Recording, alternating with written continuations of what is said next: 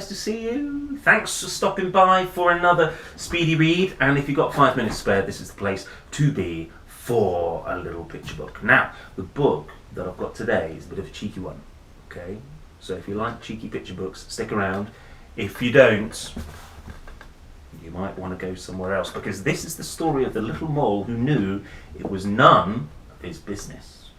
And it's by Werner Holzwart and Earlbrook. Like that. That's who it's by. Okay? So, buckle up. Turn up your nostrils for the story of the little mole who knew it was none of his business. One day, the little mole poked his head out from under the ground to see whether the sun had already risen. Then, it happened. Oh, look! It looked like a little sausage, and the worst thing was that it landed right on his head. "How mean!" cried the little mole. "Who has done this on my head?" But he was so short-sighted that he couldn't see anyone around. Oh, poor mole, someone's done a poo on his head. Who could it be? "Did you do this on my head?" he asked the dove who was flying past. "Me? No, how could I? I do it like this," she answered. And splish splish, a moist white blob landed on the ground right next to the little mole. His right leg was splashed with white. Oh dear, he's not having a great day, is he? "Did you do this on my head?" he asked the horse, who was grazing in the pasture. A horse who wears spectacles. "Me? No, how could I? I do it like this." And flump plump, 5 big fat horsey apples dropped down within a hair's breadth of the mole. He was very impressed. Whoa, that's a very different type of poo, isn't it? So it wasn't the dove and it wasn't the horse. "Did you do this on my head?" he asked the hare. "Me? No, how could I? I do it like this," answered the hare. And rat-a-tat-tat, 15 little round beans shot past the mole's ears. He saved himself with a daring leap.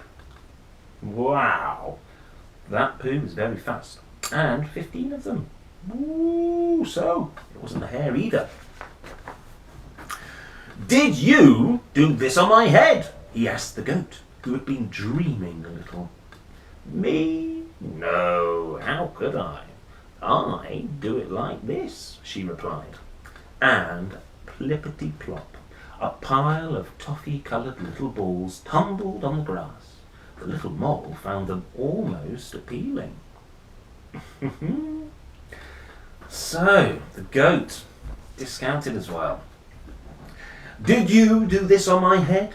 he asked the cow, who was chewing the cud. "Me? No, how could I?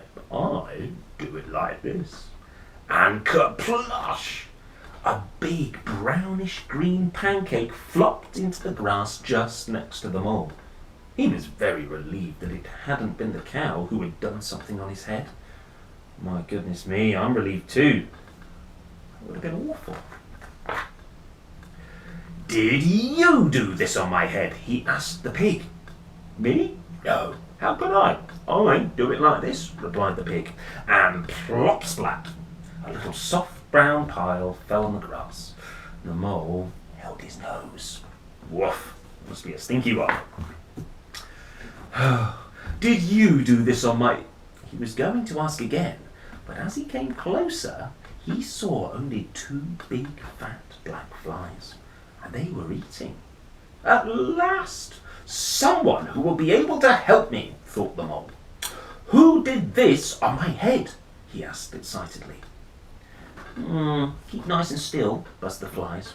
And there was a short pause, and then, "It is clear to us that it was a dog."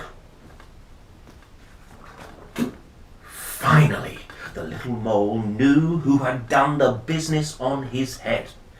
Basil, the butcher's dog. Now, what's going to happen next? It's a very big dog. What's our little hero gonna do? Quick as a flash, he climbed onto Basil's kennel and bling! A tiny black sausage landed right on top of the dog's head. Satisfied at last, the little mole disappeared happily into his hole underground. And that is that. That was the story of the little mole who knew it was none of his business by Werner Holzwart and And that is a funny little story. I've never read a story like that, but it's certainly opened up a whole world of different poos to me. The poos of goats, hares. Everyone's different, eh? And at least he found out who did it. Basil the butcher's dog. What a cheeky dog. So, moving on to next time. If you've enjoyed Speedy Reads, then pop along when we've got another book and 5 minutes spare, and we shall have a Speedy Read together. Until then, have a lovely, lovely day. Bye-bye.